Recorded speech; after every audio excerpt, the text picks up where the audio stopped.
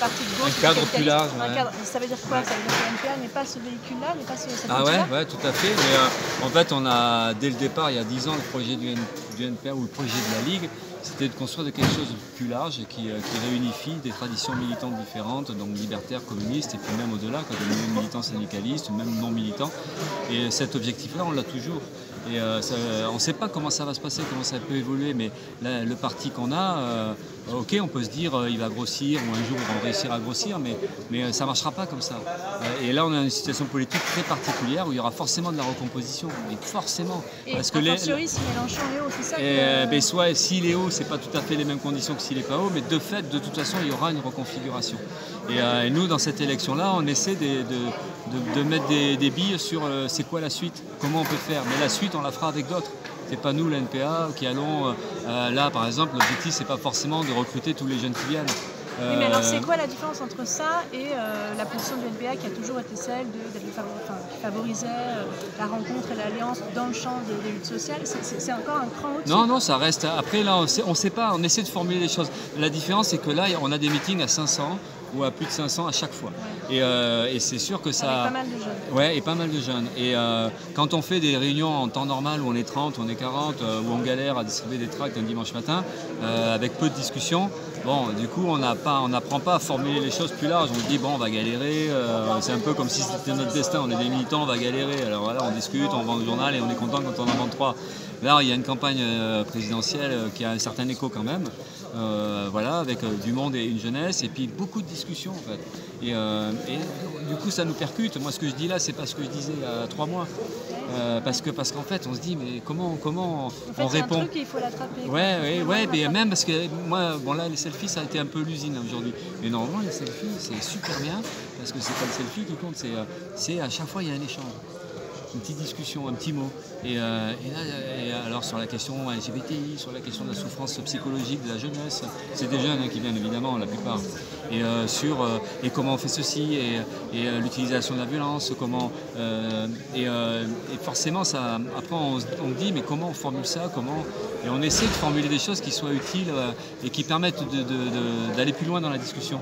En fait, il faudrait que la campagne elle nous aide, même nous, à comprendre un peu mieux la situation. Mais ça reste la même idée en fait, c'est comment on construit un outil militant, large, unitaire, comment on crée du lien avec les autres. Mais y compris en dépassant le NPA. Mais ouais, alors on ne le formule pas forcément comme ça maintenant, mais c'est obligatoirement cette idée-là. Et alors deuxième question, parce que par rapport à ce qui s'est passé hier, mais qui en fait va se répéter par rapport à votre présence ou non, etc.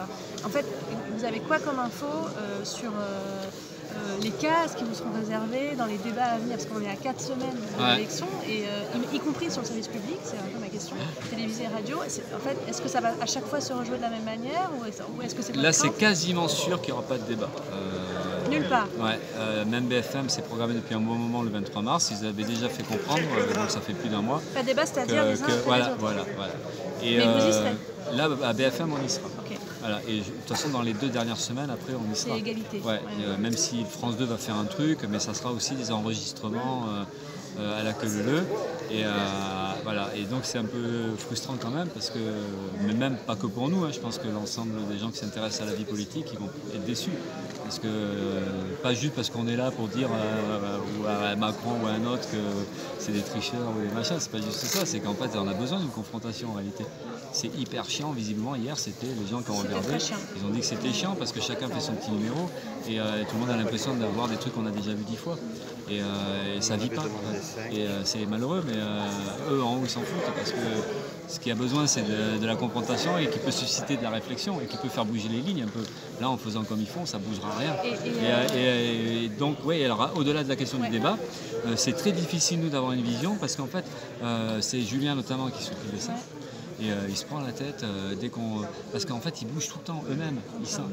Ils ne bloquent jamais rien. Ils disent, bon, voilà, comme ça. Et puis le lendemain, mais finalement, c'est l'horaire qui change ou le jour qui change. Et même nous, on n'a aucune visibilité. Et alors nous, déjà, c'est étroit parce que comme on fait beaucoup de meetings, ma disponibilité, après on va voir comment on peut faire qu'il y ait Olivier ou d'autres qui me remplacent dans les médias ou ailleurs, il faudra qu'on voit. Mais tout est complètement instable et on ne pense pas qu'ils font exprès, mais c'est le bazar, quoi. Et je pense qu'eux-mêmes ne maîtrisent pas la loi de l'équité ou la loi sur la... Et donc ils sont perturbés. Et donc, pardon, ça fait 4 questions. Ouais. Il y a eu... faire confiance à Mediapart. Il n'y a eu aucune Il a raison, réaction, Roussel, hein. même en privé, de... Ah oui, c'est vrai. Et il faut tweeter la solidarité avec Roussel. Là, quand même, les emplois. C'est vraiment chez nous. Qu'est-ce qu'elle a fait? Bah, vous regarderez. Ah ouais. Elle y était face à Mediapart. Ouais, et ben bon bref. Ouais. Et je vais y être aussi face à Mediapart ou pas? Bah, vous êtes déjà venu. Ouais, mais il y a longtemps. J'ai changé depuis. Faut le réinviter. Bon, bref, ma question. Okay. Il a changé. Ma question, c'est que donc même en privé, même en off, même par SMS, il n'y a eu aucune réaction de la gauche, des candidats de gauche, à la non-présence de Artaud, vous, la salle. Non, la seule réaction qu'on a eue, c'est Bompard, parce que je l'ai croisé à BFM samedi matin. Et donc on lui a dit, parce qu'on avait envoyé le courrier la veille, et je lui ai dit mais le courrier t'as vu et il me fait ah non, vous avez envoyé un courrier?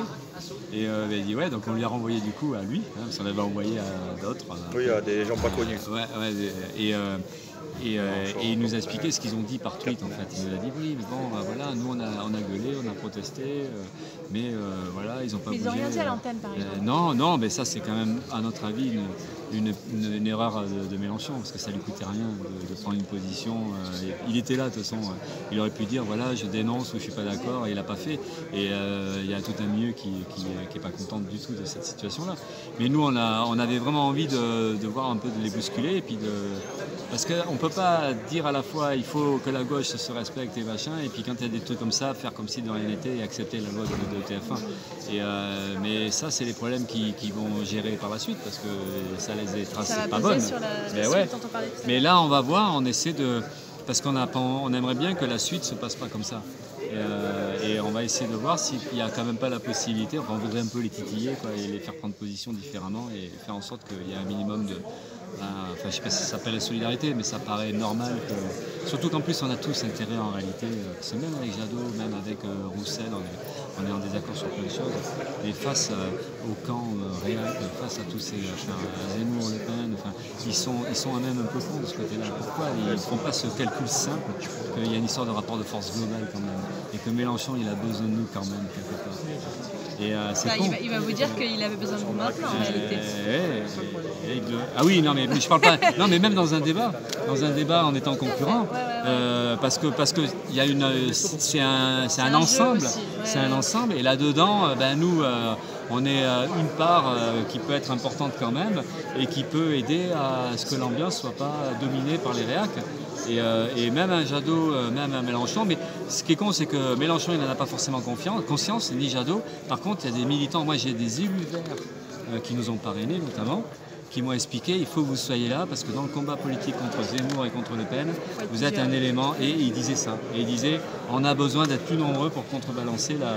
Et donc il y a une conscience politique du côté de certains élus, du côté des militants verts ou du Mélenchon, et malheureusement, les candidats eux-mêmes, ils en ont moins conscience, ils sont tellement obnubilés par eux qu'il y a peut-être un jeu collectif qu'ils ne voient pas. Et nous, on va essayer de dire, mais en fait, en réalité, il y a à gagner à essayer d'imposer des débats, et à essayer d'imposer, mais même pour que nous, on puisse débattre au sein de la gauche.